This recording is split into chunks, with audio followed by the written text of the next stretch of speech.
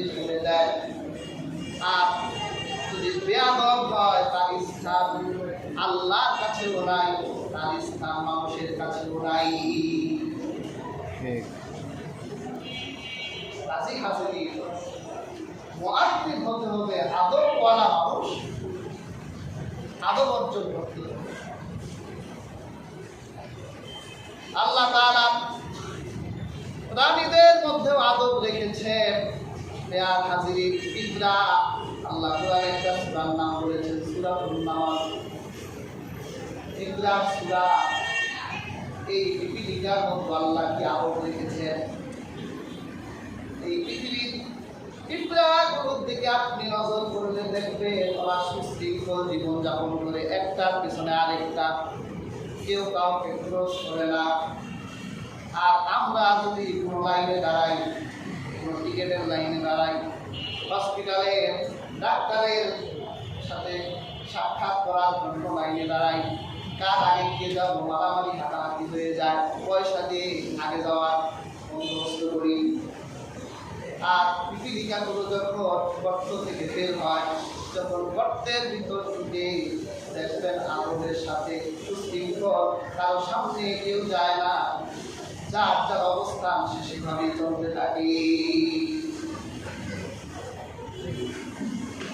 হযরত সুলাইমান আলাইহিস সালাম একদিন তিনি তার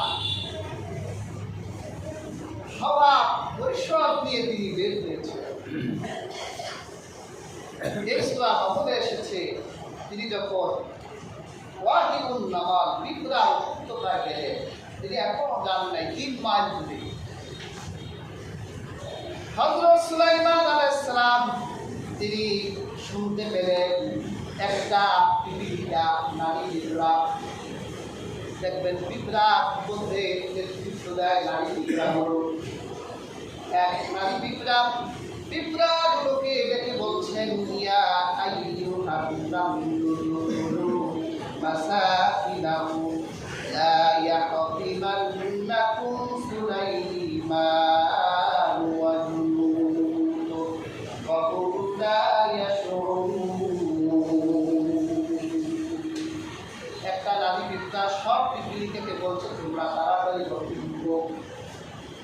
হযরত সুলাইমান আর তার সেনাবাহিনীর এই পিপীলিকার উপত্যকায় আসতেছে, তাদের অজ্ঞাত সারে তোমরা পরদৃষ্ট হয়ে মারা যেতে পারো।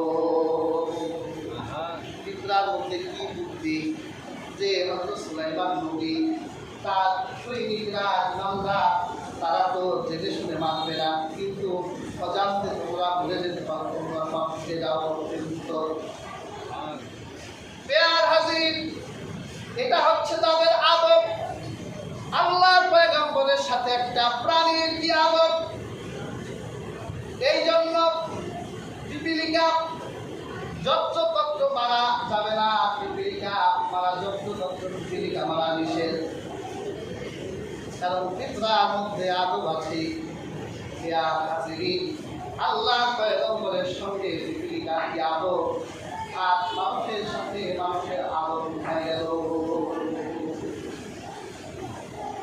এই জন্য হাজির আমাদেরকে আদব অর্জন করতে হবে, আমাদের মুআদ্দিন হতে হবে, শিষ্টাচারপূর্ণ মানুষ হতে হবে। এই জন্যই তো আল্লাহ ৪০০০ বছর আগে বলে গেছেন, আমি পৃথিবীর মানুষকে আদব শেখাবার জন্য, শিষ্টাচার শেখাবার জন্য এই পৃথিবীতে প্রেরিত হয়েছি। কাজে হাজির, আমাদের পারিবারিক জীবন থেকে সামাজিক রাষ্ট্রীয় প্রত্যেক জীবনে আমাদের আদব মেনটেন করতে হবে। সবার আগে শুরু করবেন পরিবার থেকে। দেখবেন আদবের আলোচনা